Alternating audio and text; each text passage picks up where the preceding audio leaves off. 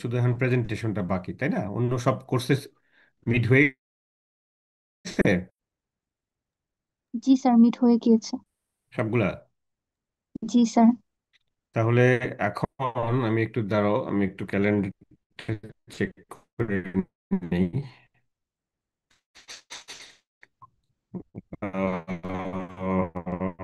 আমাদের আজকে হলো নভেম্বরের 20 তারিখ, হ্যাঁ, বৃহস্পতিবার। তাহলে আমাদের শুক্র, শনি, রবি, সোম, মঙ্গলবার 25 তারিখ আর 27 তারিখে আমরা দুইটা ক্লাস পাবো এই মাসে, 25 আর 27।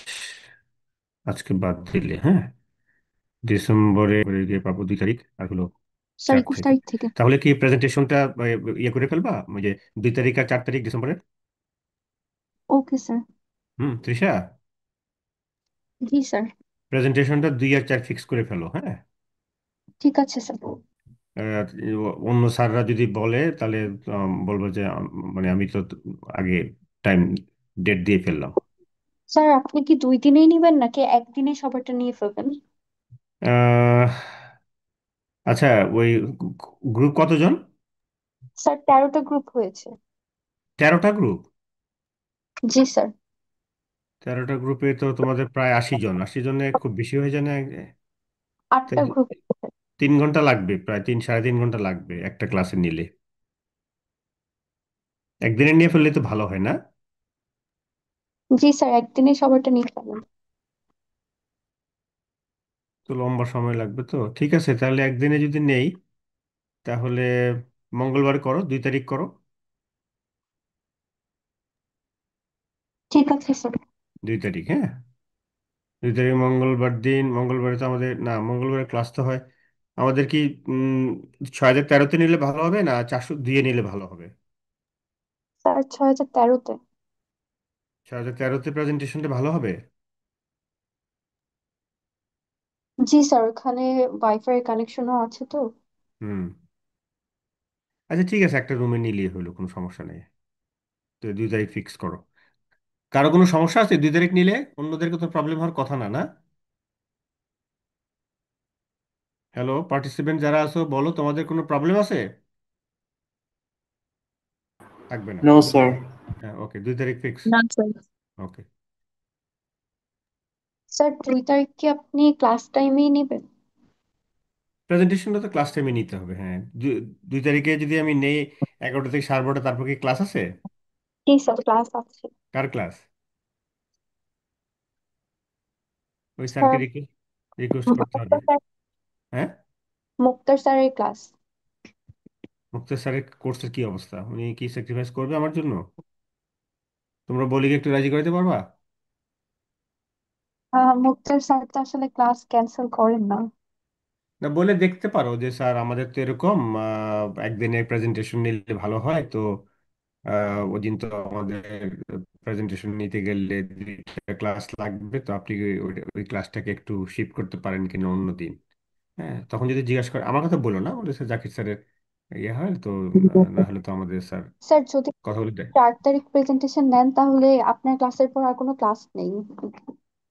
তাহলে 4 তারিখ নাও, অসুবিধা কি, ওটা বেটার। ঠিক আছে স্যার। হুম, ঠিক আছে, 4 তারিখ, মেক ইট 4।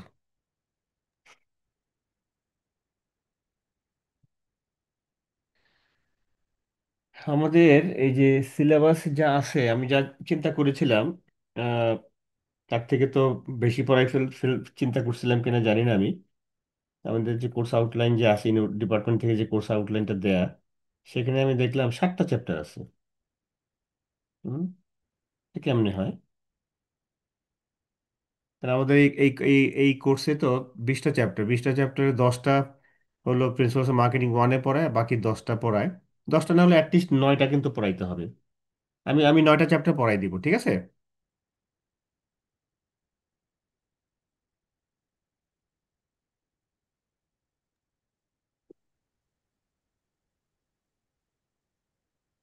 কি বলো?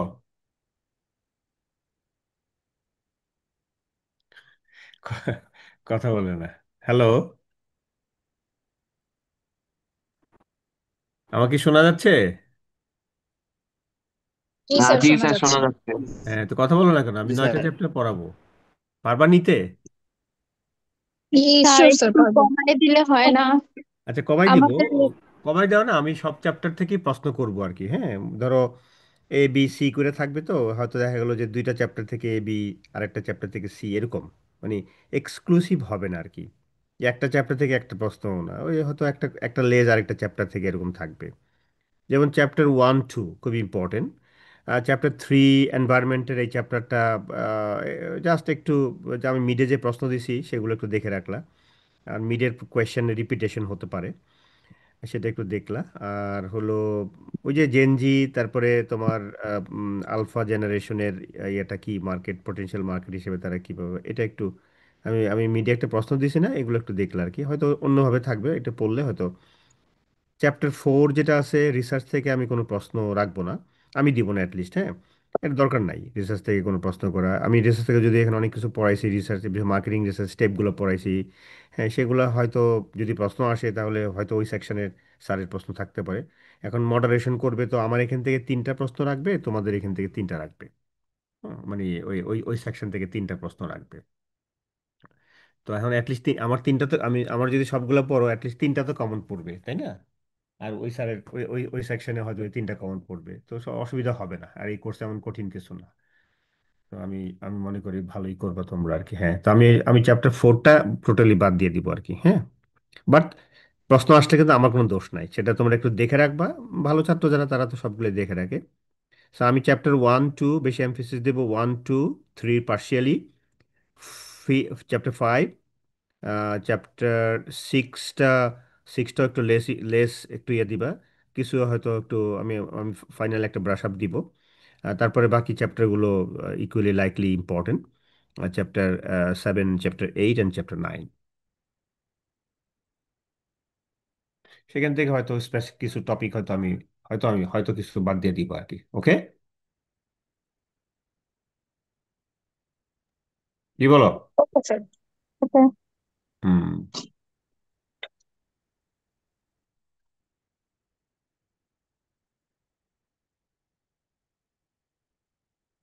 পরীক্ষা কেমন হয়েছে? সেকেন্ড সেকেন্ড মিড কেমন দিলা?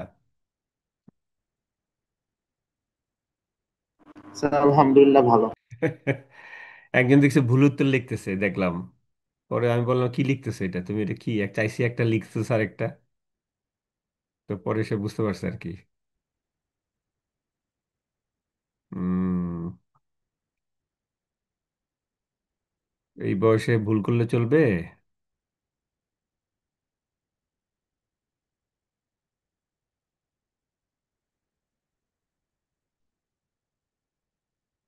হ্যাঁ, আমরা চ্যাপ্টার 7-এ আছি, আমরা একটু রিল্যাক্স আর কি, খুব বেশি। যদিও ক্লাস একটু কম হয়েছে, আমি তো অনেক ফাঁকি দিছি তোমাদের।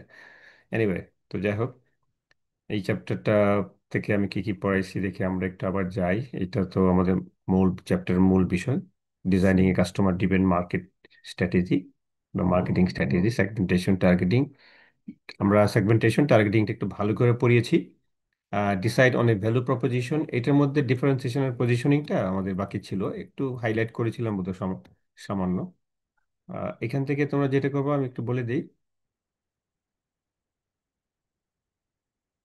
এখান স্যার, সরি টু ইন্টারাপ্ট, একটু একটা রিকোয়েস্ট ছিল। শিওর শিওর, বলো। স্যার, আমার ফোনে 5% চার্জ আছে শুধু, তো যে কোনো সময় এটা বন্ধ হয়ে যাবে। ওকে, বন্ধ হয়ে গেলে আমার হচ্ছে অন্য আরেকটা ডিভাইস দিয়ে ঢুকতে হবে। আপনি কি সেটা আমাকে অ্যালাউ করবেন? কেন না, হোয়াই নট। আমি তো তোমাকে যে কোনো, আমি তো ওকে, তৃষাকে ইয়ে করেই রাখছি, ও অ্যাডমিট করবে, সমস্যা নাই, সমস্যা নাই। Okay, okay, okay, thank you sir, thank you sir. কোনো problem না। আচ্ছা, তো আমরা এখান থেকে এই যে মার্কেট সেগমেন্টেশনের বেস গুলো দেখবা, segmenting bases for segmenting consumer markets, এগুলো একটু দেখে রাখবা, এগুলো সবসময় কাজে লাগবে। এগুলো একটু দেখবা, ভালো করে দেখে রাখবা। তারপরে বিজনেস মার্কেট সেগমেন্টেশনটাও একটু দেখে রাখলা এখান থেকে। রিকোয়ারমেন্টস ফর ইফেক্টিভ সেগমেন্টেশন, এটাও একটু দেখবা। হ্যাঁ, 5টা।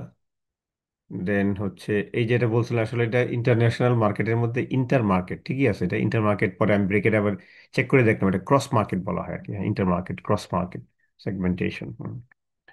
আচ্ছা, তারপরে হচ্ছে আমরা টার্গেট মার্কেট সিলেকশনের ক্ষেত্রে এটা খুব important, market targeting strategies and differentiated.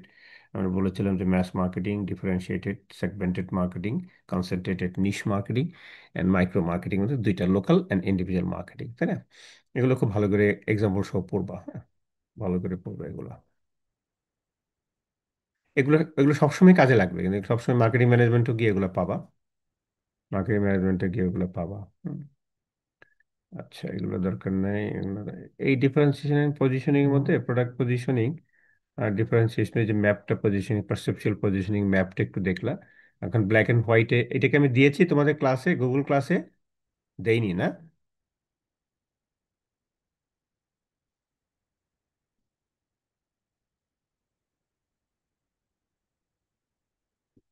Google ক্লাসে কি দিয়েছি? স্যার একবার রিচেক করে দেখছি, একটু 1 মিনিট সময় দিবেন। দেখো তো একটু।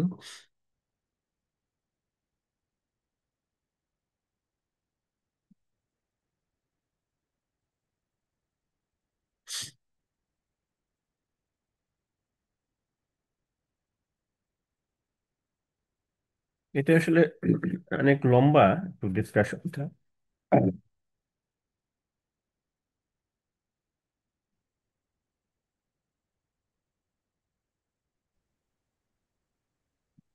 তোমাদের সবার কি বই আছে? জি স্যার। জি স্যার। আচ্ছা আচ্ছা, তো বইটা নিয়ে বসো তো সবাই একটু, যাদের হাতে কাছে বইটা আছে একটু নিয়ে বসো, হ্যাঁ।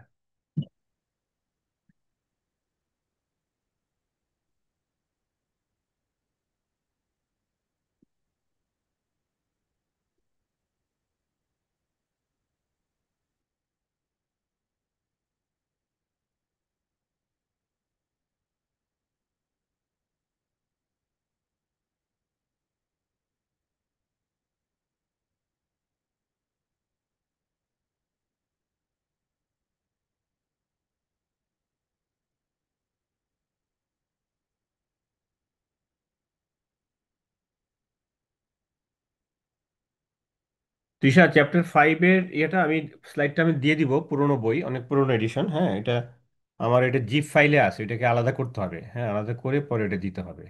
আমি আমার কাছে এই যে 16 এডিশনেরটা নাই, তো 15 এডিশনটা আমি ডিপার্টমেন্টে ইয়ে করে দিয়ে দিব না আগামী সপ্তাহে।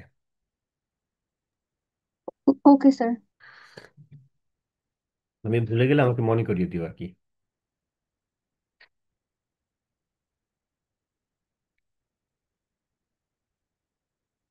আচ্ছা, এখানে ওই যে পেজ নাম্বার দেখো 234-এ, পেজ 234, ডিফারেন্সিয়েশন অ্যান্ড পজিশনিং। এখানে ওই যে অবজেক্টিভ আছে একটা, discuss how companies differentiate and position there products for maximum competitive advantage. এখানে অনেক লম্বা ডিসকাশন আছে, অনেকগুলা, কয়েকটা পেজে। তো এটারই একটা ব্রিফ ডিসকাশন দেখো আছে পেজ নাম্বার 241। আমাদের ওই যে রিভিউইং অ্যান্ড এক্সটেন্ডিং দ্য কনসেপ্টসের মধ্যে দেখো এখানে সংক্ষেপে ডিসকাস করা আছে। তো ওই এটা পড়লে তুমি একটা ব্রিফ সামারি পাবা, পরে ওইটাকে একটু এক্সটেন্ড করবো ওইটার সাথে ম্যাচ করে। এত বড় তো লেখা যাবে না। মনে করো এই ধরনের প্রশ্ন যদি আসে যে হাউ হাউ কোম্পানিজ বা how do company companies differentiate and position there products for maximum competitive advantage, এখানে কিন্তু অনেক ডিসকাশন আছে এখানে, হ্যাঁ।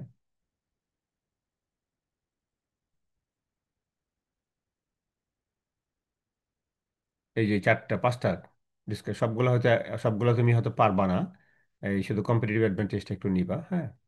এগুলো সবগুলো কিন্তু এতগুলো তো ডিটেল আলোচনা করা যাবে না, ইন ব্রিফ যতটুকু আলোচনা করা যায়। এই যে এখানেও ভ্যালু প্রপোজিশনের 4টা 5টা সেগমেন্ট ইয়ে আছে, স্ট্র্যাটেজি আছে, পজিশনিং স্ট্র্যাটেজি, যে মোর for more, more for the same, more for less, the same for less, less for much less, তাই না? এটা একটা ম্যাট্রিক্স সাজানো হয়েছে, benefits in relation to price. যেমন প্রথমটা হচ্ছে যে মোর ফর মোর, মানে এখানে প্রাইসও বেশি, হ্যাঁ, এবং বেনিফিট বেশি, হ্যাঁ। এটা পেজ নাম্বার হচ্ছে 238-এ আছে, 238। এখন 238-এর কালারগুলো তো ব্ল্যাক অ্যান্ড হোয়াইট, এখানে তো ব্লু এবং অরেঞ্জ এবং গ্রিন আছে, শেডগুলো আছে। তো এইটা একটু, এটা হয়তো এরকম সেপারেট কোয়েশ্চেনও আসতে পারে। অথবা আমরা যেটা বললাম যে ওই যে how how how discuss how companies differentiate and position there products for maximum competitive advantage. So এটা লিখতে গেলে খুব বেশি টাইম নেওয়া যাবে না, কম সময়ের মধ্যে লিখতে হবে। আর সবসময় খেয়াল রাখতে হবে এক্সামে কোয়েশ্চেন সিলেকশন একটা ইম্পর্টেন্ট বিষয়, টাইম ফ্রেমটা একটা ইম্পর্টেন্ট বিষয়। যে 4 ঘন্টার মধ্যে তোমাকে, সরি 3 ঘন্টার মধ্যে 4টে অ্যান্সার করতে হবে, 45 মিনিটস করে তুমি পাবা। এই 45 মিনিটসটাকে ওইভাবে টাইম অ্যালোকেশন করে নিবা। তো কোনো কোনো কোয়েশ্চেনে হয়তো এ বি সি থাকবে, কোনোটা হয়তো এ বি থাকবে। তো আর কোয়েশ্চেনের মধ্যে কোনো কিছু লিখবা না। তোমাদের একটা বাজে হ্যাবিট দেখলাম যে তোমরা প্রশ্নের মধ্যে পয়েন্ট লিখো, এটা কখনোই লিখবা না। এটা কিন্তু এক্সপেল করে দিবে যে তুমি পয়েন্টগুলো নকল করছো, কপি করছো। এটা কখনোই লিখবা না, মনে না থাকলে না থাকবে। কোশ্চেনের লেখা খুব বাজে নি, তুমি খাতার মধ্যে লিখে রাখো, খাতার বা পাশে কোনো এক সাইডে দিকে লিখে রাখো, কিন্তু কোশ্চেনে লিখবা না। আর ইউনিফর্ম অ্যান্সার করবা, প্রত্যেকটা প্রশ্ন সমানভাবে করবা। হয়তো প্রথম কোয়েশ্চেনটা একটু বেশি সময় লাগতে পারে, সেগুলো অ্যাডজাস্ট করে দিবা। কিন্তু দেখা গেলো যে 3টা লিখলে একটা লিখতে পারলে না, বা একটা কম লিখলে, এটা যেন না হয়। হ্যাঁ, সবসময় সব কোর্সে অ্যান্সার ইউনিফর্ম হওয়া বেটার, এটা বেটার, এটা ভালো স্ট্র্যাটেজি আর কি। হ্যাঁ,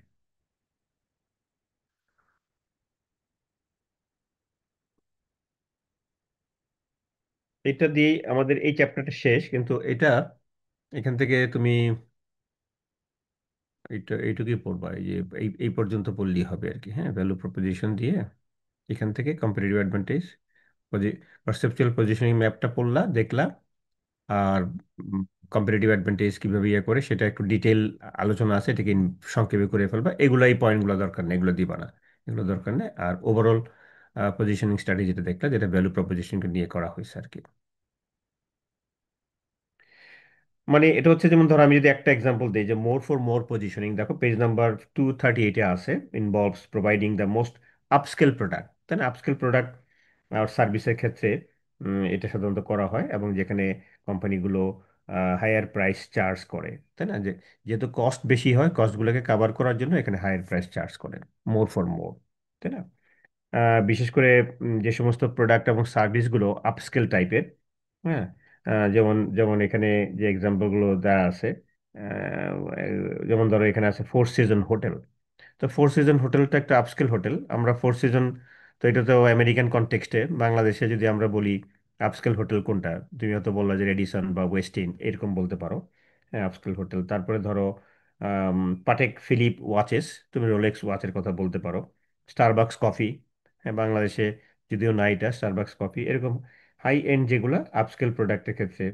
তারপরে যে লুইস বার্টন, এটা একটা বিখ্যাত ব্র্যান্ড, আমরা জানি তাদের যে হ্যান্ডব্যাগ, এগুলা খুবই খুব দামি। বা মার্সিডিজ অটোমোবাইল, মার্সিডিজ বা ওডি, অথবা ক্যাডিলাক, অথবা তোমার ফেরারি, এগুলা।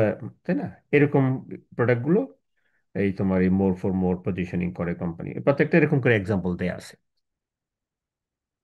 এবং ইন্টারেস্টিং, ইন্টারেস্টিং। পারবে না পড়তে? Yes, sir, possible. ওকে, ফাইন। সমস্যা হলে কথা বলো আমার সাথে। আচ্ছা, আমি ক্লাসে দেখি চ্যাপ্টার 7টা এখন দিয়ে দিতে পারি। এই তৃষা, তুমি ইয়ে করো, এই অ্যাডমিট করো।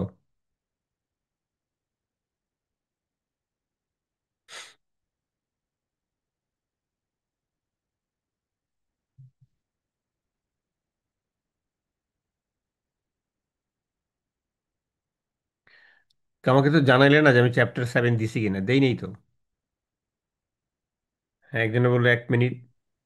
জি স্যার, বলেছি তখন শোনা যায়নি আই গেস স্যার, আমার নেট কানেকশনটা ফালতু তো। ও আচ্ছা সরি আচ্ছা, স্যার। ঠিক না, ঠিক আছে।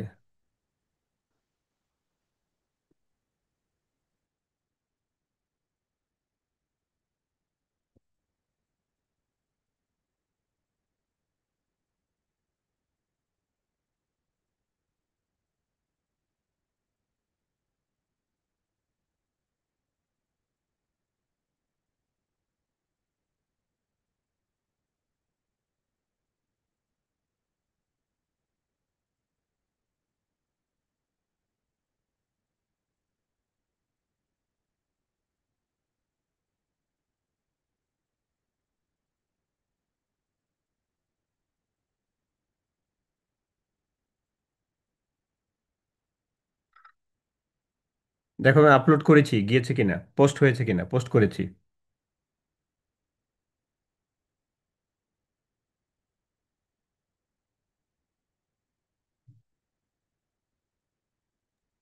আসছে? জি স্যার এসেছে। ওকে, জি fine. Sir. Fine.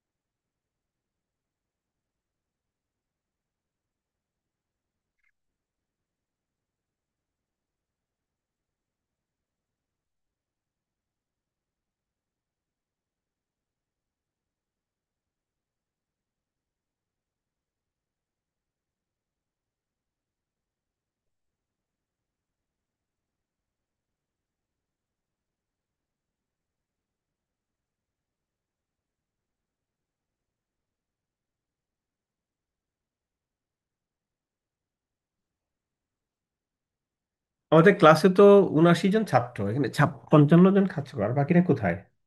Trisha? Sir অনেকে টিউশনে থাকে বা আচ্ছা, নেটে। না, ঠিক আছে, ওকে ওকে, ঠিক আছে। ওদেরকে একটু বলো আর শেয়ার করে দিও। আর আমরা যা ক্লাস আলোচনা করি, যারা ক্লাস করতে পারে না, সমস্যা থাকে, ওদেরকে একটু হেল্প করতে হবে, হ্যাঁ, হেল্প করতে হবে। আমাদের চ্যাপ্টার 8-এ বেসিক্যালি হচ্ছে প্রোডাক্ট, সার্ভিসেস অ্যান্ড ব্র্যান্ডস নিয়ে আলোচনা করা হয়েছে, বিল্ডিং কাস্টমার ভ্যালু। তো আমাদের আমরা নর্মালি তো প্রোডাক্ট এবং সার্ভিস আগেও কথা বলেছি। প্রোডাক্ট বলতে আমরা কি বুঝি? হ্যাঁ, তো কোটলারের ভাষায় যদি আমরা প্রোডাক্ট বলি, যে প্রোডাক্ট ইজ এনিথিং, এই ডেফিনেশনগুলো একটু মুখস্থের মধ্যে হয়ে যায়।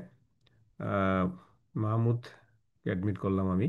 Product is anything that can be offered in a market for attention, acquisition, use or consumption that might satisfy a need or want, আমরা জানি। আর service any activity or benefit, তাই না?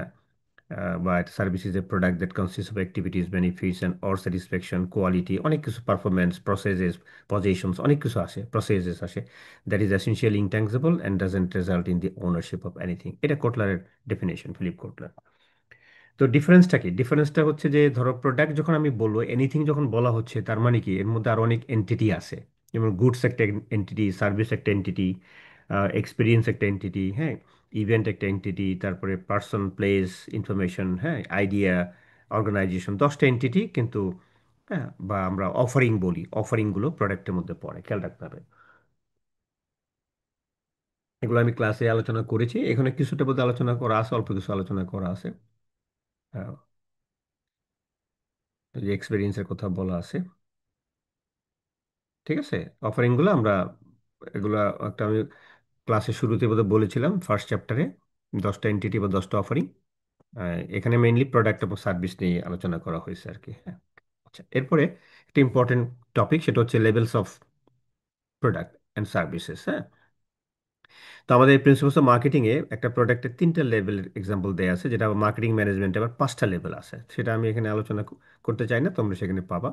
যেমন এখানে আমরা বলতেছি core value, core core customer value একটা লেভেল, তারপরে অ্যাকচুয়াল প্রোডাক্ট একটা আছে, বেসিক প্রোডাক্ট বা অ্যাকচুয়াল প্রোডাক্ট বলি আমরা, তারপরে আছে এক্সপেক্টেড প্রোডাক্ট, তারপরে আছে অগমেন্টেড প্রোডাক্ট, তারপরে আছে পটেনশিয়াল প্রোডাক্ট। 5টা লেভেল কিন্তু আছে। আমরা মার্কেটিংয়ে, প্রিন্সিপালস অফ মার্কেটে 3টা লেভেলে পড়াই, তাই না? অ্যান্ড কোর কাস্টমার ভ্যালু মানে কি? কোর কাস্টমার ভ্যালু হচ্ছে যে একেবারে তোমার একটা প্রোডাক্ট থেকে কাস্টমার যে বেনিফিটটা পায়, এটা লিটল বিট ধরো intangible. For example, if I talk about the television is a product, তো তার কোর কাস্টমার ভ্যালু কোনটা? টেলিভিশন আমরা কি করি? We are entertained through watching the different television programs. এই যে এন্টারটেইনমেন্ট, এন্টারটেইনড হই আমরা, এটা কিন্তু কোর কাস্টমার, কোর পার্ট বলি আমরা। 3টা পার্ট আছে একটা প্রোডাক্টের, 3টা লেভেল, 3টা পার্ট। একটা হচ্ছে কোর পার্ট, কোর প্রোডাক্ট। তারপর একটা হচ্ছে অ্যাকচুয়াল প্রোডাক্ট, সেকেন্ডটা অ্যাকচুয়াল হচ্ছে যেটা আমরা ভিজিবল, যে পার্টটা আমরা প্রোডাক্টে দেখতে পাই, ট্যাংজিবিলিটি আছে, যেমন তার ফিচার্স যেগুলো আছে, তার ডিজাইন, তার প্যাকেজিং, হ্যাঁ, quality level, brand name, size, এগুলো হচ্ছে actual part of the product, tangible part. আরেকটা হচ্ছে অগমেন্টেড। অগমেন্টেড হচ্ছে, অগমেন্টেড শব্দটা হচ্ছে additional part of the product. হ্যাঁ, যেমন ধরো ওই যে আফটার সেলফ সার্ভিস আছে, ওয়ারেন্টি আছে, প্রোডাক্ট সাপোর্ট সার্ভিসেস আছে, তাই না, ডেলিভারি অ্যান্ড ক্রেডিট, তাই না? এই যে প্রোডাক্ট সাপোর্ট সার্ভিস কোনটা? যেমন ধরো একটা অটোমোবাইল বা ভেহিকেলের মধ্যে ওই যে নেভিগেশন থাকে, হ্যাঁ, নেভিগেট করে, অথবা অথবা ধরো তোমার ওয়েদার ফোরকাস্ট সামনে 100 কিলোমিটার অ্যাহেড কি হচ্ছে গাড়িতে বসে তুমি একটা ডিভাইস দিয়ে তুমি সেটা দেখতে পারবা ফোরকাস্টিং এরকম অনেক সময় ভেহিকেলের মধ্যে এই ধরনের ডিভাইস অ্যাড করা থাকে এগুলোকে প্রোডাক্ট সাপোর্ট সার্ভিসেস বলা হয় তাই না। তাহলে আমরা যে কোনো প্রোডাক্টের ক্ষেত্রে আবার সব প্রোডাক্টের ক্ষেত্রে তিনটা লেভেল নাও হতে পারে বিশেষ করে যে প্রোডাক্টগুলো বাল্ক যে প্রোডাক্টগুলো শপিং প্রোডাক্ট সেগুলোর ক্ষেত্রে নর্মালি আমরা অগমেন্টেড প্রোডাক্ট দেখতে পাই যেমন ধরো একটা এয়ার কন্ডিশনের কোর পার্ট কোনটা কুলিং ঠান্ডা অথবা ওয়ার্ম যেটা হয় গরম বের হয় হ্যাঁ। তারপরে হচ্ছে তার অ্যাকচুয়াল পার্ট কোনটা ওই যে তার ডিজাইন প্যাকেজিং ব্র্যান্ড নেম ইত্যাদি ইত্যাদি। অগমেন্টেড পার্ট কোনটা আফটার সেলফ সার্ভিস আছে ওয়ারেন্টি আছে প্রোডাক্ট সাপোর্ট সার্ভিসটা হয়তো এখানে নাই ডেলিভারি অ্যান্ড ক্রেডিট আছে ইনস্টলেশন আছে একটা ইনস্টলেশন তুমি কোথায় ইনস্টল করলা। দেখা যায় যে অনেক সময় আমরা ওয়ালে ফিক্স করি যদি উইন্ডো হয় যদি স্প্লিট হয় তাহলে আমরা ছাদের নিচে বা যেখানে আমরা ডেকোরেশন করি তার নিচে ফিক্স করি। সো ইনস্টলেশনটা কোথায় হবে কোথায় করা হয় এটাও কিন্তু একটা প্রোডাক্টের অগমেন্টেড পার্ট। আচ্ছা এটা হলো আমরা ডিউরেবল প্রোডাক্টের কথা বললাম যদি আমি নন ডিউরেবল প্রোডাক্টের এক্সাম্পল দিই যেমন ধরো টুথপেস্ট ফর এক্সাম্পল বা সোপ এগুলার কোর পার্ট কোনটা টুথপেস্ট হচ্ছে কি করে brightening or whitening the teeth এটা হচ্ছে কোর পার্ট কোর ভ্যালু তাই না। তার অ্যাকচুয়াল পার্টগুলো আছে তার সাইজ কালার তাই না প্যাকেজিং এগুলো হচ্ছে বা ব্র্যান্ড নেম এগুলো হচ্ছে অ্যাকচুয়াল পার্ট। টুথপেস্টের কিন্তু কোনো অগমেন্টেড পার্ট নাই সাবানের কোনো অগমেন্টেড পার্ট নাই তাই না যেগুলো আমরা প্রতিনিয়ত ব্যবহার করি মানে কনজিউমার কনভেনিয়েন্স প্রোডাক্টের ক্ষেত্রে আমরা এটা দেখি। আমরা যদি লিপস্টিকের কথা বলি লিপস্টিকের কোর পার্ট কোনটা বলো তো একজনের ফিমেলদের মধ্যে একজনে বলো তৃষা বল। তার লিপস্টিকের কোর পার্ট? হ্যাঁ লিপস্টিক তো একটা প্রোডাক্ট তার কোর পার্ট কোনটা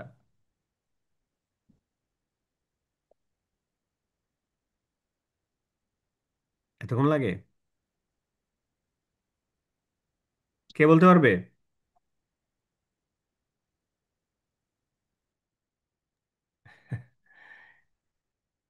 অন্যরা বলো একটু।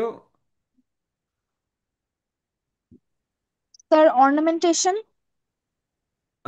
Visual ornamentation ornamentation. অর্নামেন্টেশন না বিউটি বলতে পারো কাছাকাছি তোমারটা হয়েছে বিউটি, বিউটি ওকে স্যার। সৌন্দর্য হ্যাঁ কালার না সৌন্দর্য হ্যাঁ এটা হচ্ছে কোর পার্ট অ্যাকচুয়াল পার্ট আছে অগমেন্টেড পার্ট নাই তাই না। যেমন অটোমোবাইলের ক্ষেত্রে কোর পার্ট অটোমোবাইলের ক্ষেত্রে কোর পার্টটা কোনটা সার্ভিস যে ট্রান্সপোর্ট যেটা আমরা এক জায়গা থেকে আরেক জায়গায় কমিউনিকেশন হ্যাঁ এটা হচ্ছে আমার কোর পার্ট বাকি অ্যাকচুয়াল পার্টও আছে অগমেন্টেড পার্টও আছে তাই না।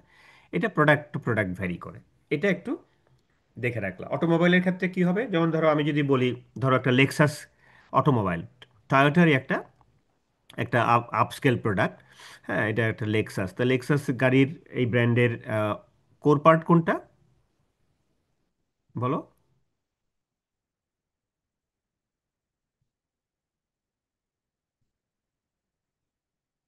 গাড়ির কোর পার্ট কোনটা গাড়িতে আমরা কেন চড়ি কমফোর্ট হইতে পারে হ্যাঁ অথবা এক জায়গা থেকে আরেক জায়গায় যাওয়া কমিউনিকেশন এটাও হইতে পারে মানে কমফোর্ট হ্যাঁ।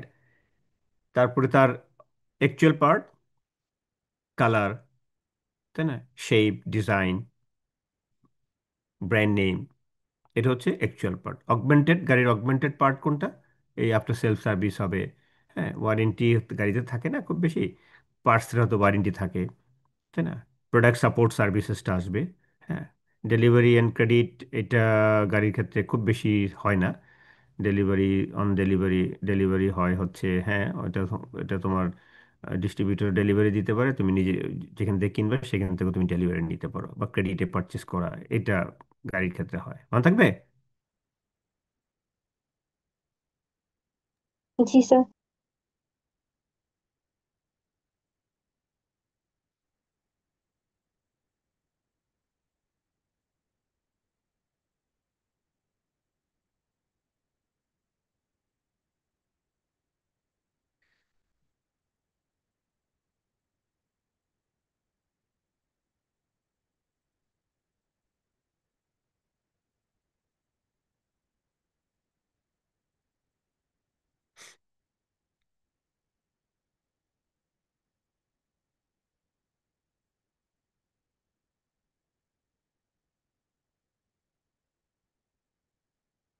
কোর পার্ট মানে কিন্তু আসলে কোর পার্ট মানে হচ্ছে কোর বেনিফিট, যেটা বেসিক্যালি হচ্ছে কোর কাস্টমার ভ্যালু মানে হচ্ছে কোর বেনিফিট, একটা প্রোডাক্ট থেকে কি বেনিফিট পায় সেটা মিন করতে হবে, খেয়াল রাখতে হবে।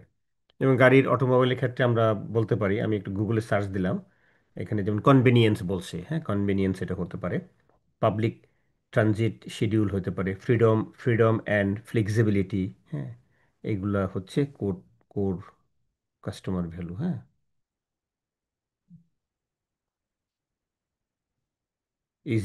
ইজিয়ার ডেইলি টাস্ক, হ্যাঁ কনভিনিয়েন্স যেটা আমরা বলি, টাইম সেভিং, হ্যাঁ এগুলো আর কি,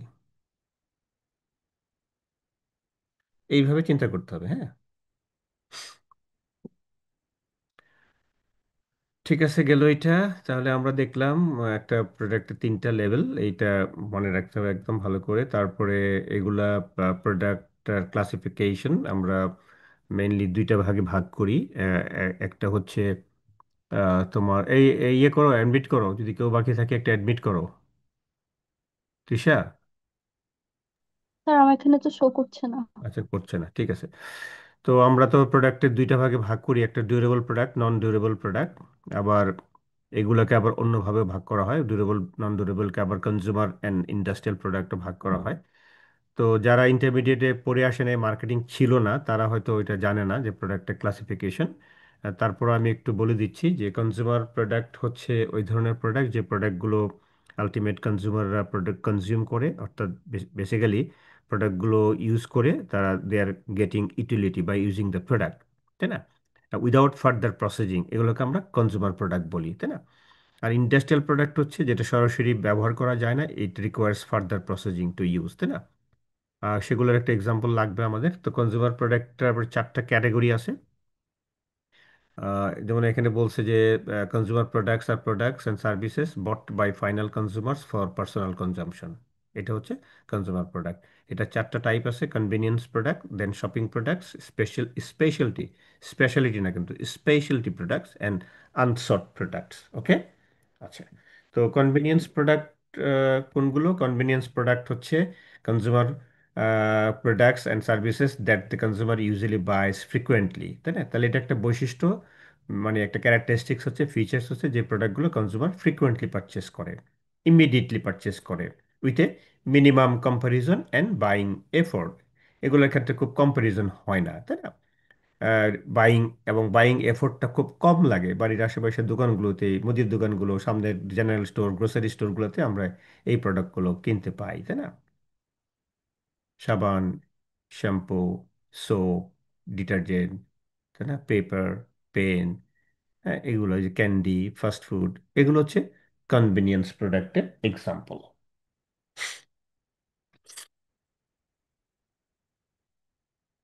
এগুলার ওই যে দেখো পেজ নাম্বার 251, যাদের বই আছে, এখানে একটা টেবিল 8.1 বের করো।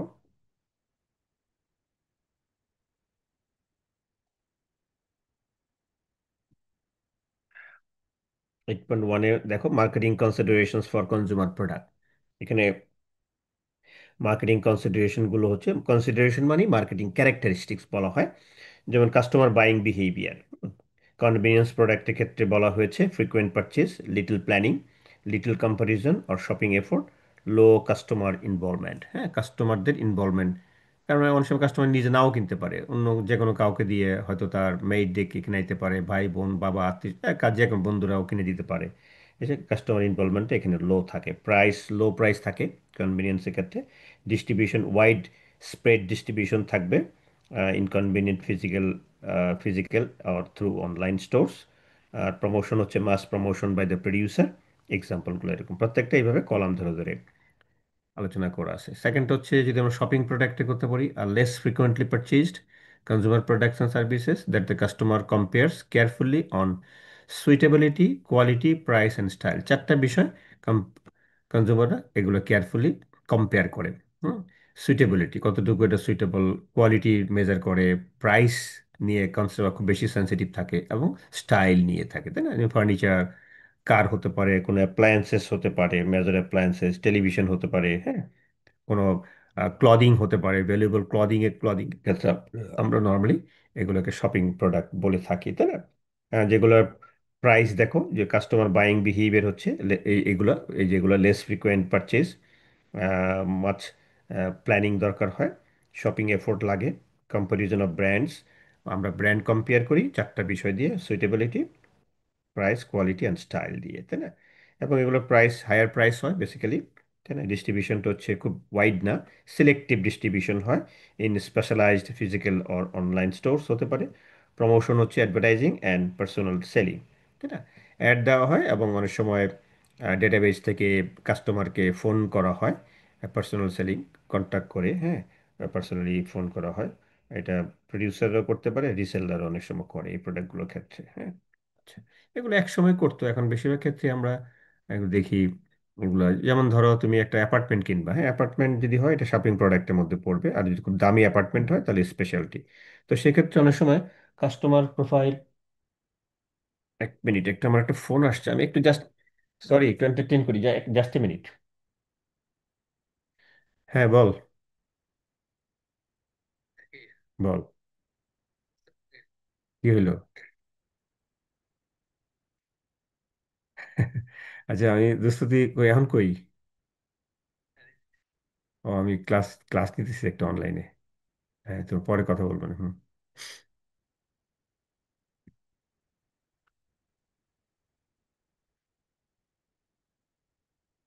শুনছো আমার কথা? Can you hear me?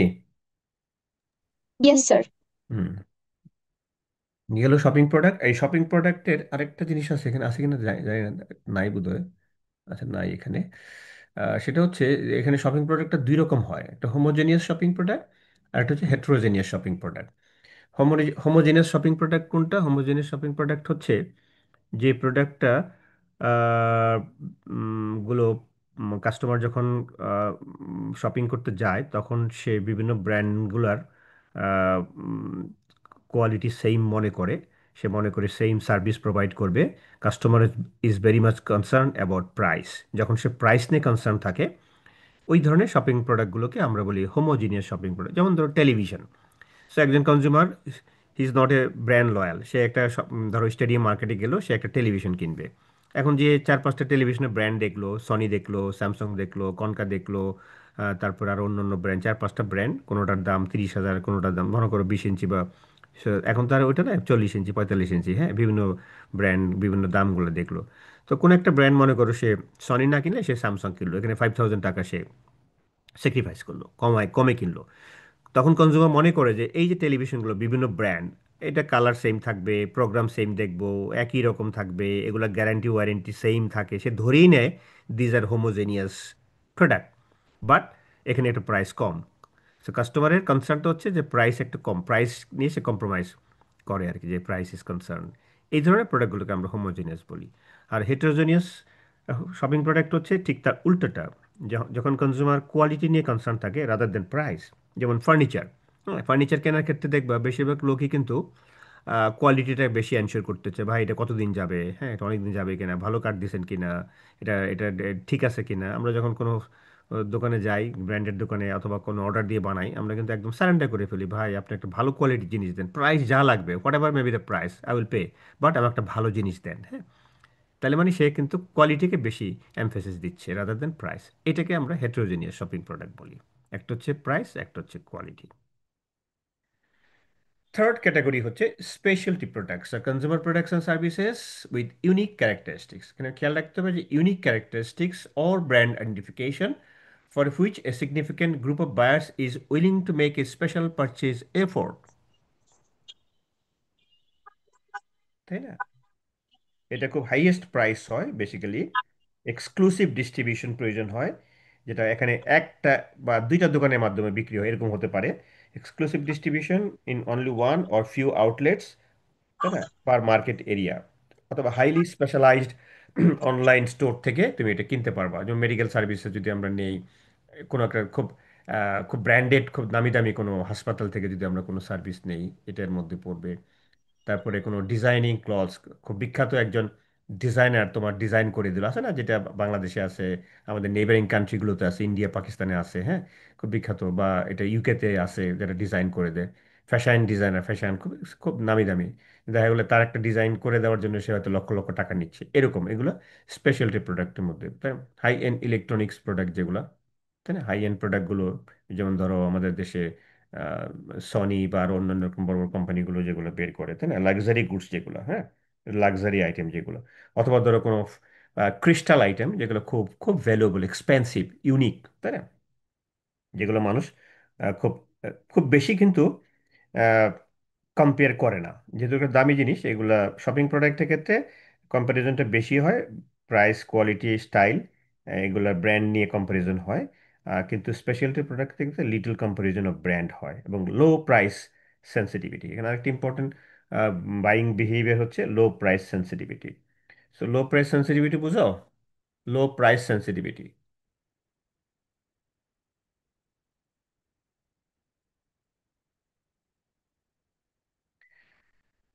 এখানে প্রমোশনটা যেমন কনভিনিয়েন্স প্রোডাক্টে মাস প্রমোশন হয়, শপিং প্রোডাক্টে অ্যাডভার্টাইজিং এবং পার্সোনাল সেলিং প্রডিউসার এবং রিসেলাররা করে, স্পেশালিটি প্রোডাক্টের ক্ষেত্রে এটা হচ্ছে মেইনলি টার্গেটেড প্রমোশন হয়, carefully by both the producer and reseller, carefully targeted promotion. Low price sensitivity বলতে পারবা কি, লো প্রাইস সেন্সিটিভিটি?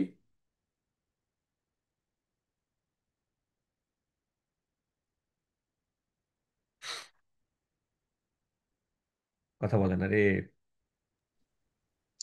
স্যার যারা নর্মালি প্রাইস নিয়ে বেশি মাথা ঘামান এরকম কিছু। সেটা একটা হইতে পারে, ভালো কথা বলছে, যারা প্রাইস নিয়ে মাথা ঘামায় না, প্রাইস যাই হোক দিবে, পে করবে না, উল্টা তো হইতে পারে।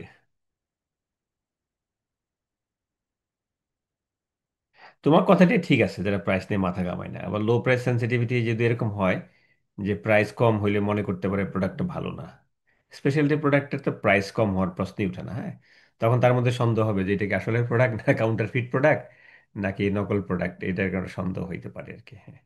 ওকে, ঠিক আছে, ভালো কথা বলছে, ভেরি গুড।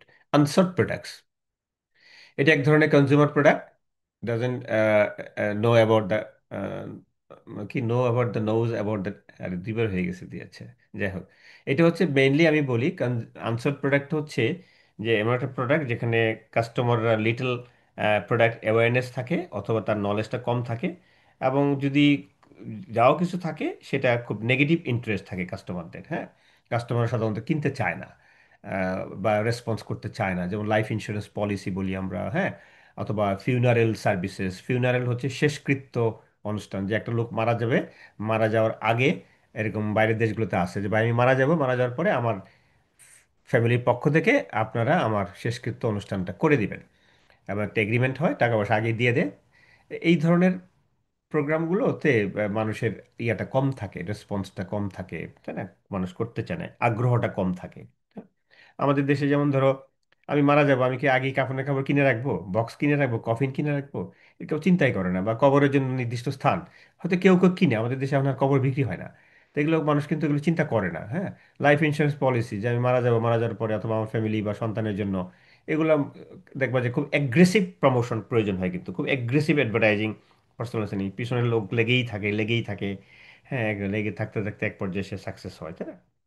এবং এটা প্রাইসটা খুব ভ্যারি করে, এটা নেগোসিয়েবল, ডিস্ট্রিবিউশনটাও এটা ভ্যারি করে। এগুলো হচ্ছে আনসার্ড প্রোডাক্ট।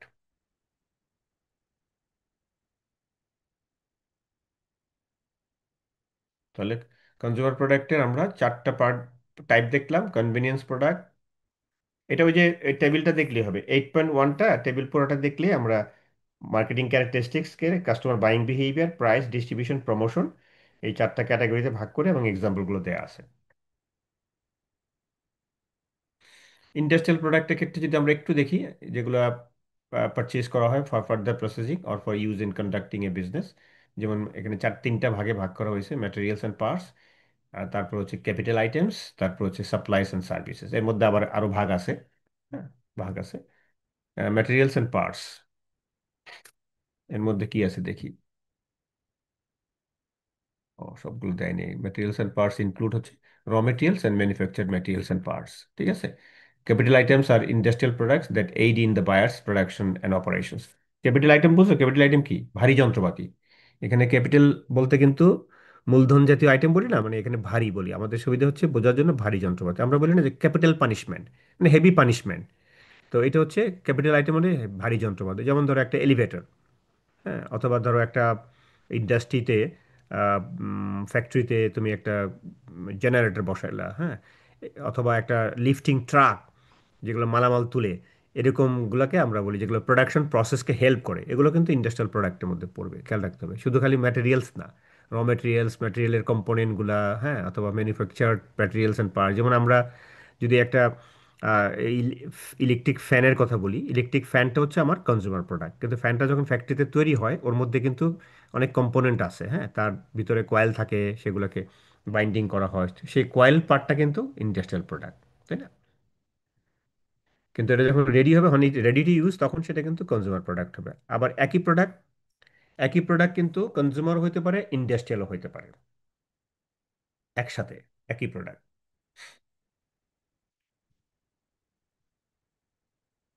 যেমন ধরো মিল্ক, এটা ফার্ম প্রোডাক্ট, আমরা বলি এগ্রিকালচারাল প্রোডাক্ট। আবার এটা কনজিউমার প্রোডাক্ট হয়, যে প্যাকেট করা যে মিল্ক পাওয়া যায়, এই মিলে ফ্যাক্টরিতে বিস্কিট তৈরির জন্য তৈরি হবে, মিষ্টি তৈরি করার মিষ্টির জন্য ব্যবহার হবে র মেটেরিয়াল হিসেবে, তখন কিন্তু এটা ইন্ডাস্ট্রিয়াল প্রোডাক্ট। আর কনজিউমাররা যখন ইন্ডিভিজুয়ালি পারচেজ করবে তখন সেটা হবে কনজিউমার প্রোডাক্ট, আর ইন্ডাস্ট্রিতে ইউজ হলে ইন্ডাস্ট্রিয়াল, একই প্রোডাক্ট। আমরা আলু খাই, তাই না? আলু খাই, তা আলু পটেটো, এটা ফার্ম প্রোডাক্ট বা কনজিউমার প্রোডাক্ট। এই পটেটো যখন চিপস বানানোর জন্য ফ্যাক্টরিতে ব্যবহার হবে তখন তার জন্য এটা র মেটেরিয়াল, ইন্ডাস্ট্রিয়াল প্রোডাক্ট। এগ, ডিম, ফার্ম প্রোডাক্ট, কনজিউমার প্রোডাক্ট। এই ডিমটা আবার বিস্কিট তৈরিতে ইউজ হয়, বিভিন্ন প্রোডাক্ট, তাই না? লার্জ স্কেলে কেক বানানোর জন্য তৈরি হয়, ফ্যাক্টরিতে ইউজ করতেছে, এটা প্রসেসিং করতে হচ্ছে, তাই না? ফার্দার প্রসেসিং করে অন্য প্রোডাক্টের সাথে অ্যাড করে প্রোডাক্ট তৈরি করে হেল্প করতেছে। সো ডাইরেক্ট কম্পোনেন্ট হইতে পারে, আবার প্রোডাকশন প্রসেসকে হেল্প করে সেটাও হইতে পারে। Supplies and services, operating supplies, যেমন ধরো তুমি ফ্যাক্টরিতে তোমার কি কি প্রোডাক্ট ঢুকতেছে, কি কি প্রোডাক্ট বের হচ্ছে, তুমি রেকর্ড রাখলা, কোথায় রাখলা? কম্পিউটারে। তাহলে কম্পিউটার তোমাকে এখানে প্রোডাকশন প্রসেস তুমি হেল্প করতেছো ইনডিরেক্টলি, তাহলে এটা কিন্তু একটা ইন্ডাস্ট্রিয়াল প্রোডাক্টের মধ্যে পড়বে। বিভিন্ন আইটেম, মেনটেনেন্স, রিপেয়ার, হ্যাঁ, তোমার ফ্যাক্টরি জানালাগুলো পরিষ্কার করলা, সেখানে তোমার মনে করো আহ, কি বলা হয় যে ওয়াশিং এর জন্য তুমি যেগুলো ম্যাটেরিয়ালগুলো কিনবা সেটা ইন্ডাস্ট্রিয়াল প্রোডাক্ট হবে। তুমি ব্রুম কিনলা, ব্রুম ব্রুম মানে কি, ঝাড়ু, ঝাড়ু কিনলা লার্জ স্কেলে ইন্ডাস্ট্রি ফ্যাক্টরি পরিষ্কার করার জন্য, এটা তোমার ইন্ডাস্ট্রিয়াল প্রোডাক্ট হবে। কারণ ইন্ডাস্ট্রিতে মানে জায়গায় তৈরি হইতে হবে, সেটা তা না, ইন্ডাস্ট্রি প্রোডাকশন প্রসেসকে ইনডিরেক্টলি হেল্প করে, সেগুলো ইন্ডাস্ট্রিয়াল প্রোডাক্টের মধ্যে পড়বে। জেনারেটর, ট্রাক লিফটিং, তাই না, ইত্যাদি। তারপরে ধরো এই যে এ, কি বলা হয়, ক্রেইন, ক্রেইনটা তো লিফটিং বলি আমরা। আর কি আছে বললাম, এসকেলেটর, ইত্যাদি ইত্যাদি।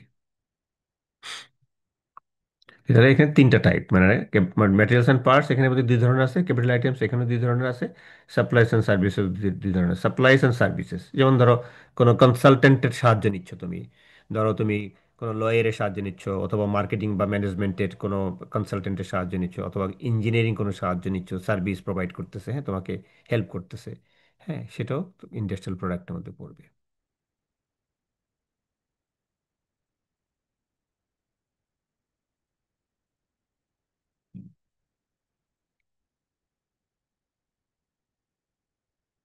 এগুলো শুরু থেকে বলেছিলাম,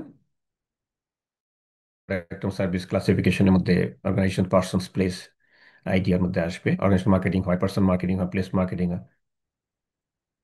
দেখি মনে আছে কিনা তোমাদের, একটু বলো তো, অর্গানাইজেশন মার্কেটিং নিজে কিভাবে, একটা অর্গানাইজেশন নিজেকে মার্কেটিং করে, বলো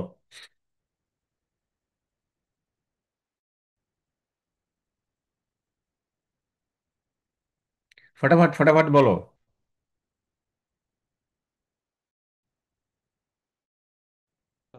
ক্লাসে পুটপুট করে কথা বলে, এখন এখানে কথা বলতে চায় না। অর্গানাইজেশন মার্কেটিং কিভাবে হয়?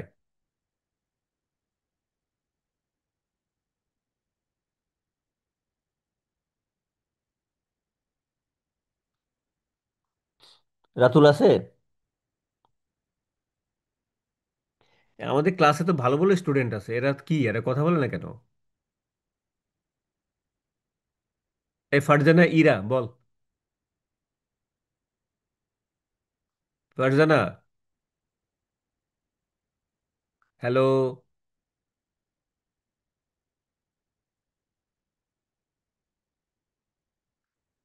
আমার কথা কি শোনা যাচ্ছে?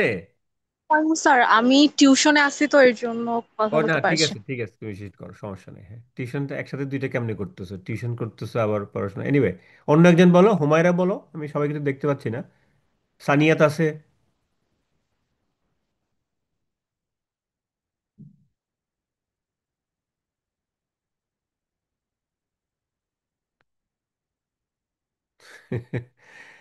তোমরা এত ভালো স্টুডেন্ট, আমাকে হতাশ করতেছো। অর্গানাইজেশন মার্কেটিং, কিভাবে মার্কেটিং করে অর্গানাইজেশন নিজেকে?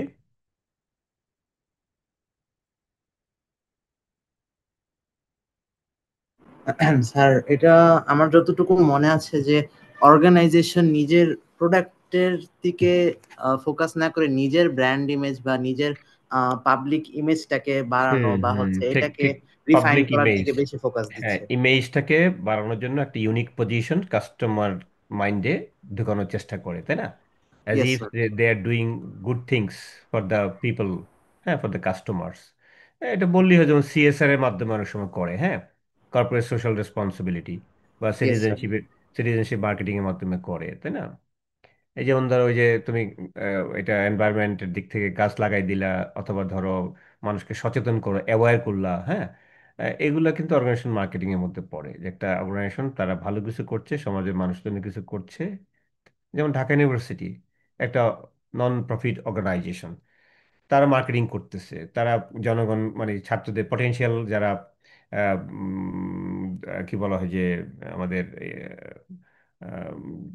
ছাত্র, হ্যাঁ, অথবা যারা পটেনশিয়ালি এন্টারপ্রেনিয়ার হবে বা যারা চাকরি করবে, তাদের তাদের জন্য বিভিন্ন রকমের আহ, কি বলা হয় যে প্রোগ্রাম অফার করে, এবং সেটা ভালো মানের, ইন্টারন্যাশনাল মানের আমরা যেটা ক্লেম করি, আমরা অফার করি।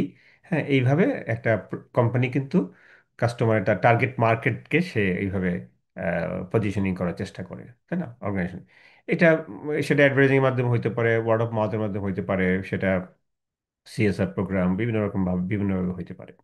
যেমন ধরো আমরা যদি বলি, ফর এক্সাম্পল ওয়ালটন।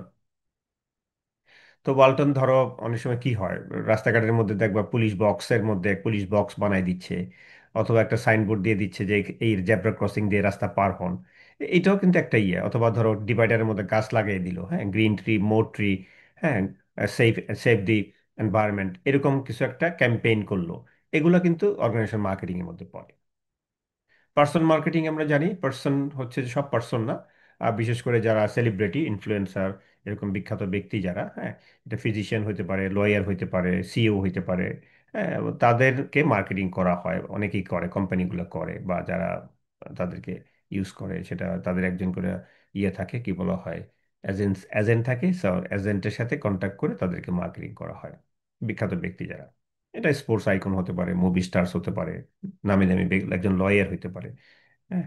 দেখবা যে বিখ্যাত সিইও, হ্যাঁ, বড় বড় প্রতিষ্ঠানের সিইও, দেখবা যে ওরা, ওদেরকে মার্কেটিং করা হয়, ওরা বিভিন্ন জায়গায় যায়, বিভিন্ন প্রোগ্রামে তারা পার্টিসিপেট করে, ওয়ার্কশপ করে, সেমিনারে প্রধান বক্তা হিসেবে যায়, তাই না? তারপরে বিভিন্ন গ্রুমিং সেশন করে, হ্যাঁ, এরকম, যেগুলো খুবই লার্নিং একটা সেশন করে। আমাদের বড় বড় প্রতিষ্ঠানের এরকম বিখ্যাত কিছু ব্যক্তি আছে, হ্যাঁ। Place marketing, to attract the tourist, হ্যাঁ, to develop the I mean কি বলা হয় যে প্লেস, হ্যাঁ, to develop the ধরো কি বলা হয় যে আমরা কি বলতে পারি এটাকে, যেমন আমাদের দেশে যেটা হচ্ছে বা হয়েছে, এক্সপোর্ট প্রসেসিং জোনস গুলো হয়েছে, তাই না? ফরেন ফরেন কোম্পানিগুলোকে অ্যাট্রাক্ট করা হয়েছে যে তুমি এখানে আমার ফরেন কারেন্সি ইনজেক্ট করবা, এখানে যা তৈরি করবা সেটা তুমি এক্সপোর্ট করবা, কোনো ইয়ে দিতে হবে না, ট্যাক্স দিতে হবে না, হ্যাঁ, ট্যাক্স ফ্রি।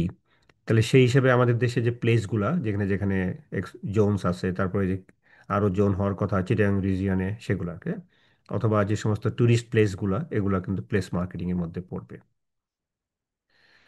এটা হেডকোয়ার্টার হেডকোয়ার্টার ডেভেলপমেন্টের জন্য হইতে পারে, কমিউনিটি কমিউনিটি না, মনে মনে করো কোনো লোকালিটি ডেভেলপমেন্টের জন্য হইতে পারে। যেমন ধরো ধরো কথার কথা, কালিয়াকৈরের দিকে একটা বিশাল জায়গা নিল, এখানে মনে করো মধ্যবিত্ত পরিবারের জন্য বিশাল আকারে এখানে অ্যাপার্টমেন্ট করে দিল কোনো একটা কোম্পানি, হ্যাঁ, তারা যে দায়িত্বটা নিল, এটাই প্লেস মার্কেটিং এর মধ্যে পড়বে। সোশ্যাল মার্কেটিং, সোশ্যাল মার্কেটিং আর সোসাইটাল মার্কেটিং, দুটার মধ্যে ডিফারেন্স আছে। কাছাকাছি, কিন্তু একটু ডিফারেন্স আছে। এই ডিফারেন্সটা আমি ভুলে গেছি, আমি জানি না, অনেস্টলি কনফেস, দেখতে হবে। এটা আমি আগামী ক্লাসে তোমাদের কাছে জানতে চাই। What is the difference between social marketing and societal marketing? দেখে আমাকে আমাকে জানাবা, okay? Okay sir. Okay societal sir. Marketing তো আমরা জানি। সোসাইটালটা হচ্ছে যে সোসাইটির পিপল দের ওয়েল বিইং এর জন্য যখন এডিশনাল কোনো, যেমন ধরো একটা কোম্পানি কাস্টমারের নিডও ফুলফিল করবে, সে প্রফিট আর্ন করবে, পাশাপাশি হিউম্যান দের জন্য ওয়েল বিইং এর জন্য চিন্তা করবে। হ্যাঁ, যেমন ধরো আহ, ওই যে রিসাইকেল করা, হ্যাঁ, প্রোডাক্টগুলো রিসাইকেল করা, গ্রিন প্রোডাক্ট তৈরি করা, সাস্টেনেবল প্রোডাক্ট তৈরি করা, এগুলো কিন্তু ওই সোসাইটাল মার্কেটিং এর মধ্যে পড়ে। সোশ্যাল মার্কেটিং কনসেপ্টের মধ্যে আমার মনে হয় একটু বড়, সোশ্যাল সামাজিক ব্যবসা বলি না আমরা, যেটা সোশ্যাল মার্কেটিং, প্রফেসর ইনু সাহেবের সোশ্যাল বিজনেসের মধ্যে হয়তো এটা পড়ে আর কি। একটু দেখতে হবে, একটু ডিফারেন্ট মনে আছে, দেখতে হবে আর কি। সোসাইটাল আর সোশ্যাল এক না। আচ্ছা, এখনই গুগলে সার্চ দিয়ে দেখি একটু, হ্যাঁ, ডিফারেন্সটা দেখি কি বলে।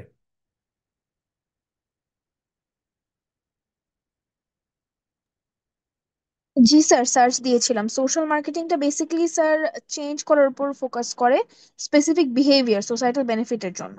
হুম, হ্যাঁ, আবার বলো কি বলছো। বিহেভিয়ার চেঞ্জের উপর বেশি ফোকাস করে স্যার। বেসিক্যালি সোশ্যাল মার্কেটিংটা ফোকাস করে চেঞ্জ, স্পেসিফিক বিহেভিয়ার চেঞ্জ করার উপর, যেটা হুম, সোসাইটালি বেনিফিশিয়াল।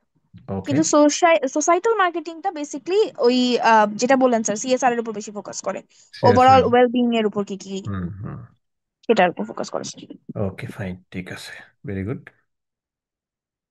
যখনই কোনো কনসেপ্ট কনফিউজড হবে, সাথে সাথে ক্লিয়ার করে ফেলবা, যেভাবে হোক, বই থেকে হোক, তারপরে গুগলে সার্চ দিয়ে হোক। হ্যাঁ, এগুলো যেহেতু আমাদের মার্কেটিং এর এই জিনিসগুলা আমাদের সারা জীবনই কাজে লাগবে।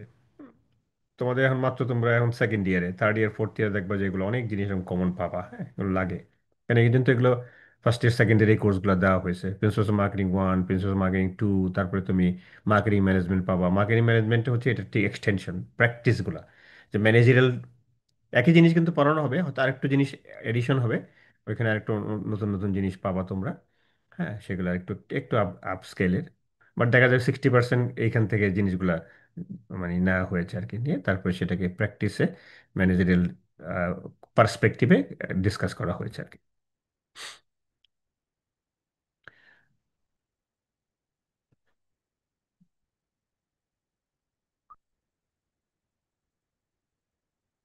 পার্সোনাল মার্কেটিং, ও সেখানে তো ডিফাইন করা আছে। প্লেস মার্কেট ও social, social marketing uses commercial marketing বা concepts to influence individuals' behavior to improve their well-being and that of society. আচ্ছা,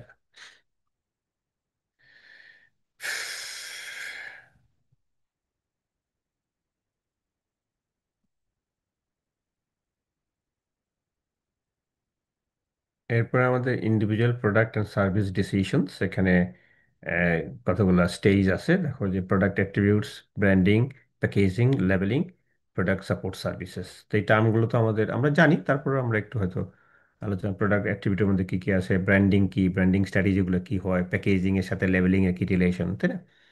আমি যদি পরীক্ষার প্রশ্ন দিই, যেমন প্যাকেজিং এক জিনিস, লেবেলিং এক জিনিস, এটা আমরা কিন্তু এখনই বলতে পারবো যে প্যাকেজিংটা কি আর লেবেলিংটা কি। প্যাকেজিংটা কেন করা হয়, লেবেলিং এর মধ্যে কি থাকে, এটা কিন্তু ইজিলি বল। লেবেলিং এ কি থাকে বলো তো, প্রথমে আগে বলো যে প্যাকেজিংটা কেন করা হয়, একটা পয়েন্ট বলো। যে কোনো স্যার প্রোডাক্টের, প্রোডাক্টটাকে প্রোটেক্ট করার জন্য। ভেরি গুড, প্রোডাক্টটাকে সুরক্ষা দেওয়ার জন্য, প্রোটেক্ট করার জন্য, এটা একটা পয়েন্ট হতে পারে, ভালো জিনিস, তাই না? প্যাকেজিংটা একটা স্টিমুলি, তাই না? কালারফুল প্যাকেজিং হলে, প্যাকেজিং এর শেপটা যদি সুন্দর হয়, সেটাও কাস্টমারকে অ্যাট্রাক্ট করার জন্য প্যাকেজিংটা হয়, তাই না? তো মূলত প্রোডাক্টটাকে সুরক্ষা দেওয়ার জন্য প্যাকেজিং, এটা স্টোরের জন্য সুবিধা হয়। আমরা যদি স্টোরিং করি, তাহলে প্যাকেজিং আমাকে হেল্প করবে। প্যাকেজিংটা যেভাবে করি না কেন, এটা ডিপেন্ড করবে আমার প্রোডাক্টের উপর, তাই না? হ্যাঁ, আমরা অনেক সময় কার্বোনেটেড প্যাকেজিং করি, নর্মাল প্যাকেজিং করি, প্যাকেজিংয়ের অনেক প্যাটার্ন আছে। প্যাকেজিং তো এগুলো আবার প্রোডাক্ট প্ল্যানিং অ্যান্ড ডেভেলপমেন্ট এই চ্যাপ্টারের মধ্যে এগুলো আছে প্যাকেজিং। আর লেবেলিংয়ে কি থাকে?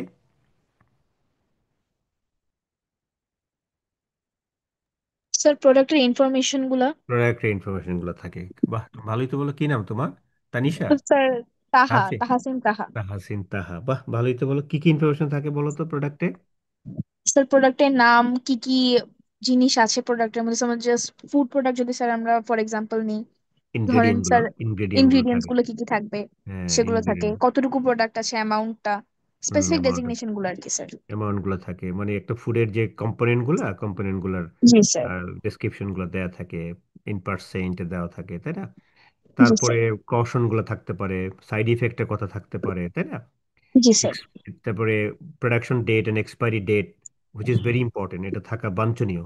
আমরা প্রোডাক্ট কেনার ক্ষেত্রে কিন্তু এই ইনগ্রেডিয়েন্ট গুলো দেখি, এবং এক্সপায়ারি ডেট আমাদের অবশ্যই দেখতে হয়, এটা খুব ইম্পর্টেন্ট। অনেক এগুলো নিয়ে অনেক সমালোচনা হয়েছে আগে, এর নিয়ে অনেক ডিবেট হয়েছে যে কেন প্রোডাকশন ডেট এবং এক্সপায়ারি ডেট থাকবে না। অনেক প্রোডাক্ট আছে শুধু প্রোডাকশনের ডেটটা থাকে, এক্সপায়ারি ডেটটা থাকে না, বলা থাকে যে এটা ওপেন করার 2 বছরের মধ্যে মেয়াদ থাকবে, বা 6 মাস থাকবে, বা 1 মাস। যেমন চোখের ড্রপ, ওটা বলা আছে যে এটা ওপেন করলে, যেমন ধরো এটা 3 বছর টাইম থাকবে, কিন্তু এটা ওপেন করলে 1 মাসের মধ্যে শেষ করতে হবে, এরকমও কিছু থাকে ইনফরমেশন। তো এটা ডেট অবশ্যই থাকতে হবে প্রোডাক্টটা। আমরা কনজিউমার হিসেবে যখন প্রোডাক্ট কিনি, আমাদের কিন্তু দায়িত্ব হচ্ছে এই প্রোডাক্টের গুণাগুণগুলো দেখে নেওয়া, প্রোডাক্টটা খারাপ না ভালো, এটা আমাদের কিন্তু দায়িত্ব আছে। হ্যাঁ, তোমরা জানো কিনা একটা কনসেপ্ট আছে যেটাকে আমরা বলি কনজুমারিজম, নাম শুনেছো কিনা? ভোক্তা ভোক্তাবাদ বলা হয়। এটা 1961-এ যখন American president John F Kennedy ছিল, তখন ওই সময় থেকে এই কনজুমারিজম কনসেপ্টটা ডেভেলপ করেছে। কেন ডেভেলপ করেছে? কারণ তখনকার সময়ে দেখা গেছে যে কনজুমারদেরকে ডিসিভ করা হতো, প্রতারণা করা হতো বিভিন্নভাবে। প্রোডাক্টের লেবেলিং, প্যাকেজিং, এগুলো হয়তো প্রোডাক্টের গুণাগুণ থাকতো না, ঠিক হতো না, ইত্যাদি ইত্যাদি। প্রোডাক্ট মানুষ ইউজ করে অসুস্থ হয়ে যেত। হ্যাঁ, এগুলো অতীতে হয়েছে। তখন মানুষ কম্পেনসেট করলে, চাইলে ক্লেম করলে কম্পেনসেশন করা হতো না, ক্ষতিপূরণ দেওয়া হতো না। তখন এটা নিয়ে একটা হয়েছিল, মামলা হয়েছিল। তখন ওই মামলার রায়ে জাস্টিস উনি কনজিউমারদের প্রোটেকশনের জন্য 4টা রাইট তিনি উল্লেখ করে দিয়েছিলেন। যে right to be inform, right to be, আমার ঠিক মনে পড়তেছে না, আমাদের এই বইটি মনে আছে, 4টা রাইটস, অধিকারের কথা তিনি বলেছেন। পরবর্তীতে আরো 3টা রাইট, টোটাল এখন কিন্তু আন্তর্জাতিকভাবে স্বীকৃত দেয়ার আর 7 রাইটস অফ দ্য কনজিউমার। এটা এনশিওর করতে হবে সেলারকে। আবার পাশাপাশি কনজিউমারদেরকেও কিন্তু কিছু দায়িত্ব আছে, রেসপন্সিবিলিটি আছে, তার এগুলো প্রোডাক্টগুলো দেখে নেওয়া। যে হ্যাঁ, বিক্রেতা তো চেষ্টা করবে খারাপ জিনিস দেওয়ার, ক্রেতারও দায়িত্ব হচ্ছে সেটা দেখে নেওয়ার। এই জন্য এটা একটা মামলার ওইখান থেকে একটা টার্ম এসছে, আমরা বিজনেস লতে পড়াই, পেয়েছে কিনা জানি না, কেভিয়েট এম্পটর, একটা Latin word. Caveat, CAVEAT, caveat emptor, EMPTOR, ক্রেতা সাবধান, অর্থাৎ ক্রেতাকেও সাবধান হতে হবে বিফোর পারচেজিং এ প্রোডাক্ট, তাই না? এটাকে ক্যাভিয়েট এম্পটর বলা হয়। এটাও ক্রেতার একটা দায়িত্বর মধ্যে এটা পড়ে। এনিওয়ে, তাহলে প্রোডাক্ট অ্যাট্রিবিউটস দেখলাম, আমরা দেখবো এরপর detail branding, packaging, labelling, product support services. আমরা আজকে এখানে রাখি, আমার আবার একটা ক্লাস আছে। তৃষা, জি স্যার। ইয়ে নিয়ে নাও একটু, স্ক্রিনশট নিয়ে নাও। স্যার নিয়েছি। ওকে, ঠিক আছে। 50 53 আছে আর কি। হ্যাঁ, বলো, কারো কোনো প্রশ্ন থাকলে বলতে পারো।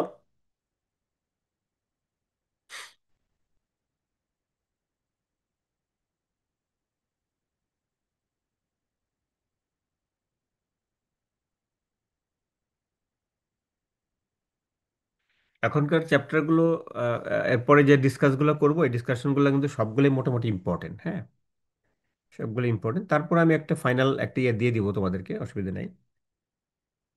আমি তো আর জানি না ওই ওই সেকশনে কি পড়াইছে, কি আসবে, এগুলো নিয়ে তো মাথা ঘামাবা না। আমি যা তোমাদেরকে পড়াবো, গাইড করবো, ওইভাবে পড়বা। ওইখানে কম পড়াইছে অথবা ওইখানে বেশি পড়াইছে, স্যার ওইখানে তো প্রশ্ন ইজি আসে বা প্রশ্ন সুন্দর আসে, এগুলো মাথা ঘামাবা না। এটা এটা আমাদের একটা লিমিটেশন, কিছু করার নাই। হ্যাঁ, এক সেকশনে, 2 সেকশনে একজন টিচার পড়াইলে ওইটা বেটার, তাহলে স্টুডেন্টরা ইকুয়ালি বেনিফিটেড হয়, সেটা টিচার খারাপ হোক ভালো হোক। হ্যাঁ, ইকুয়ালি বেনিফিটেড হয়। কিন্তু 2 সেকশনে 2জন পড়াইলে দুজনের পড়ানোর যে কি বলা হয় যে স্টাইল, এটা ডিফারেন্ট হয়। দুজনে অনেক সময় 2 বই ফলো করে, দুজনের এক্সপিরিয়েন্সের মধ্যে বিশাল গ্যাপ থাকে। আমি পড়াইলাম 9 চ্যাপ্টার, আরেকজন পড়াইলো 4 চ্যাপ্টার। আমি 9 চ্যাপ্টার থেকে অল্প অল্প পড়াইলাম, উনি 5 চ্যাপ্টার খুব ভালো করে পড়াইল। অনেক ধরনের কিন্তু ডিসক্রিপেন্সি হয়। এটা একটা লিমিটেশন, আসলে কিছু করারও নাই। আসলে এটাকে ওভারকাম করার চেষ্টা করছি, আমরা পারি নাই আর কি। যাক, এগুলো নিয়ে তোমাদের চিন্তা করতে হবে না, তোমাদের কাজ হচ্ছে পড়াশোনা করা। আমাদের কাজ হচ্ছে গাইড করা। আমরা কিন্তু কাজ করি কি, গাইড করি। সেমিস্টার সিস্টেমের যে কনসেপ্টটা না, এটা আসলে গাইড গাইড করা। এটা আসলে সেমিস্টার সিস্টেমটা আসছে তো আসলে বেসিক্যালি বাইরের দেশ থেকে, যেটা আইবিএ প্রথম ফলো করে, তারপর আমরা সেটা আমাদের বিজনেস স্কুলে নিয়ে আসছি আর কি।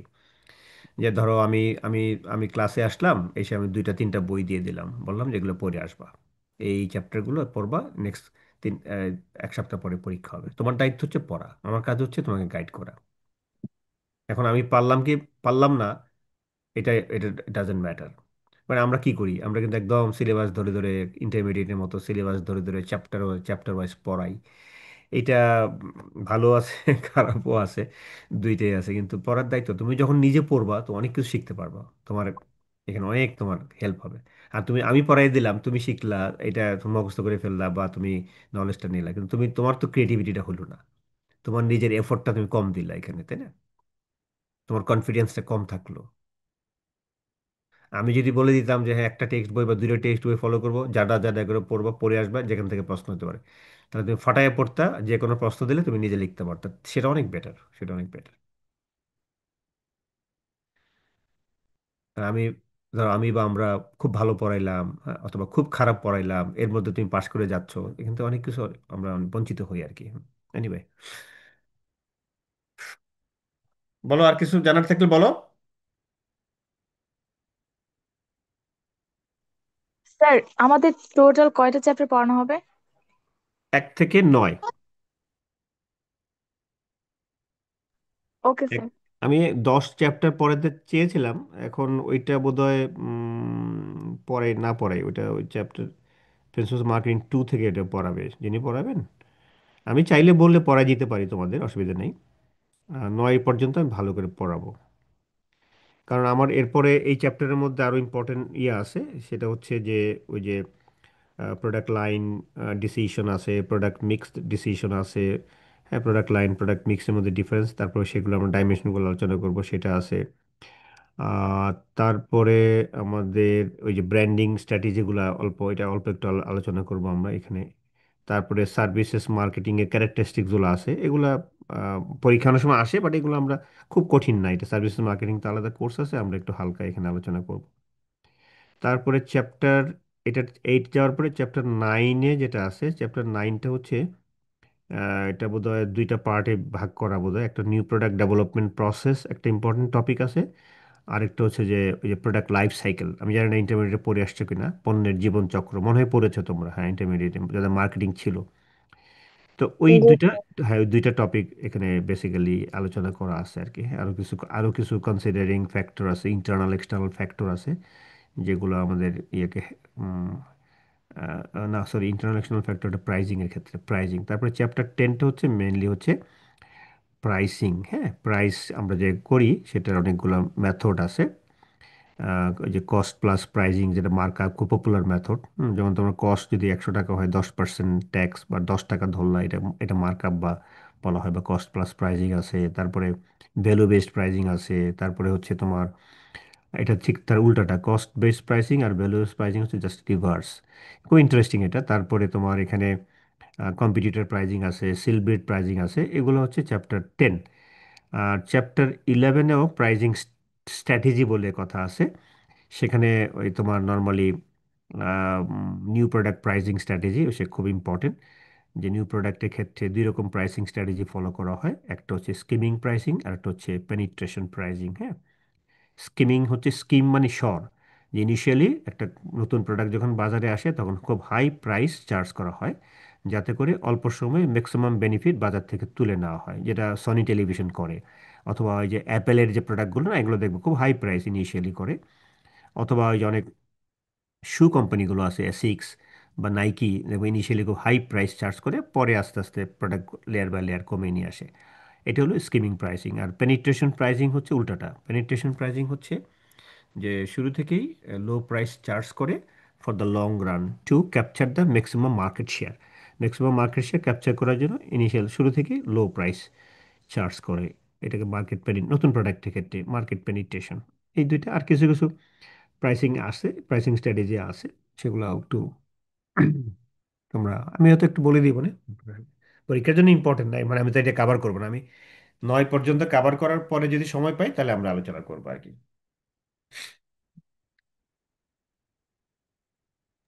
Okay sir. তাহলে আজকে আমরা লিভ নেই। হুম স্যার। তাহলে আমার সাথে দেখা হচ্ছে নেক্সট টিউসডে, হ্যাঁ?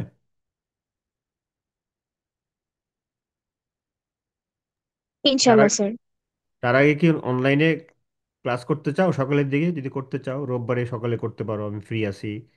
আমি সোমবার দিন সকালে ফ্রি আছি, যদি মনে করো তোমরা ফ্রি থাকলে ক্লাস করতে পারো, আর না হলে আমরা মঙ্গলবারে, মঙ্গল বৃহস্পতি আগামী সপ্তাহ নিব। তারপরের 4 তারিখ কিন্তু আমাদের ইয়ে হবে, প্রেজেন্টেশন হয়ে যাবে। 4 তারিখের পরে যদি, আশা করি 4 তারিখের পরে হয়তো একটা দুইটা ক্লাস যদি নেই তাহলে ফাইনাল হয়ে যাবে আর কি।